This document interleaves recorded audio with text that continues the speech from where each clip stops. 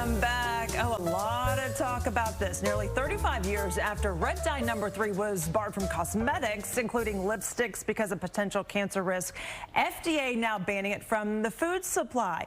Mikie Rangel, a dietitian with Children's Health, joins us this morning. I feel like we've heard a lot about red dye #3 for a long time.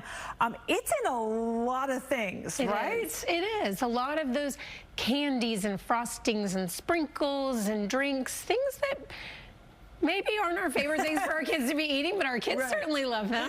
Yeah, and this all started, I feel like we've seen a big push, especially with the election lately. A lot of people talking about things that we would like to see taken out of foods, because red dye is something that's not allowed in some other countries, right? That's right. It's been banned in a lot of countries, and in fact, a lot of states within our own country have banned it in their products. Okay, are we going to notice that this is gone? So that's a good question. A lot of products might be getting a little paler in color. Okay. A lot of products have already started to phase it out. Oh, really? So because of the rules in other countries and the rules in other states, there are formulations that companies have made to already have eliminated it. Now, it's not like I'm going to the store tomorrow and my hot tamales are going to be gone.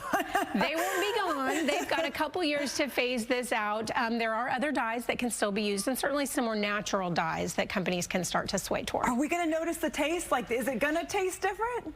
I would say no. I can't say I've done a full taste comparison. But, you know, these are the foods that really should just be in moderation anyway. We shouldn't be eating hot tamales and, you know, candy corns every single day. Right. And do you think this is the start of something that we're seeing? Like, I think that this is more to come, do you think? It's definitely been a hot topic, you know, for at least 24 hours now, if not several years. Yeah, I think that families especially are more concerned about what's in their food, and there's a lot of consumer advocacy groups that are pushing for these kind of changes. Yeah.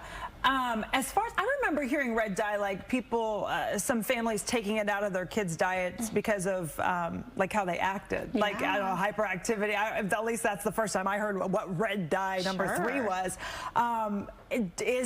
Does it cause that? Is there science behind that? And also, I mean, they're saying it possibly linked to cancer. What kind of science have we been seeing behind that? Great question. So the science that we found with cancer is that there is a link between red dye 3 and cancer in rats. That same link is not shown in humans or really any other animals. That cancer was linked to a rat-specific hormone.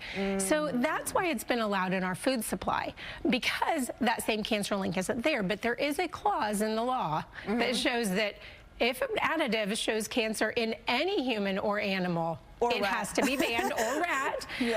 So that's why, you know, this is more of a legal matter. Now, with hyperactivity, there are some studies that show that it could be a trigger in kids that are sensitive. So not a direct cause of behavior issues or hyperactivity, but perhaps a trigger in kids that are sensitive. And they have a couple years, right? So I know it's medicine, it's what, 3 years, and for foods it's 2 years. So it's not going to happen overnight, but it's out of here. All right. Thank you so much for coming in. I appreciate it. We just found out we went to school together. Well, I mean, we knew we went to school together, but we just reconnected. Exactly. Nice to see you.